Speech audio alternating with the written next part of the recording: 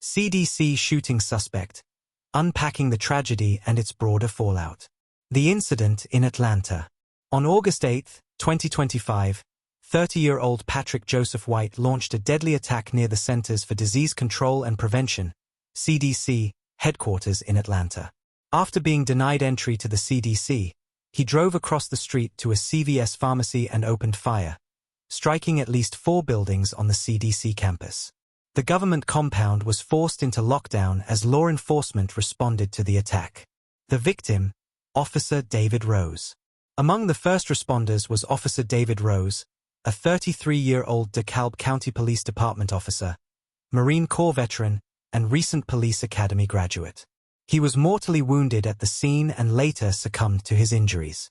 The suspect, White, was subsequently found dead inside the CVS pharmacy.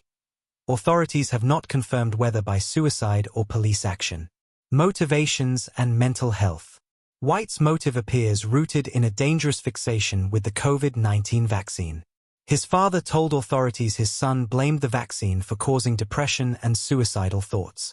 Neighbors described White as increasingly disturbed and consumed by anti-vaccine conspiracy theories, though few anticipated he'd turn to violence. Firearm details. Law enforcement reports indicate White was heavily armed, carrying 5 firearms, including at least 1 long gun.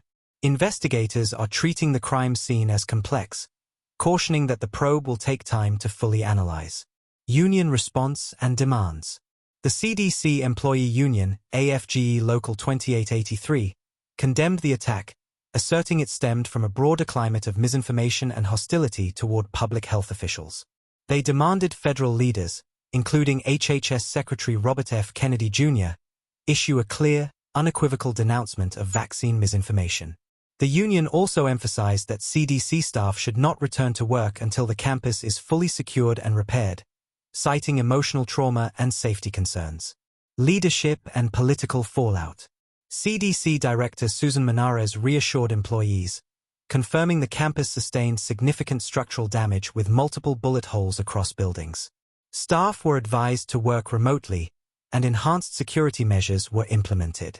Former Surgeon General Dr. Jerome Adams criticized Secretary Kennedy's response as tepid, suggesting his anti-vaccine rhetoric may have contributed to the hostile environment that culminated in the attack.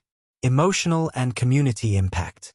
Hundreds of CDC staff, along with children at the on-campus Clifton School, were confined in lockdown situations overnight.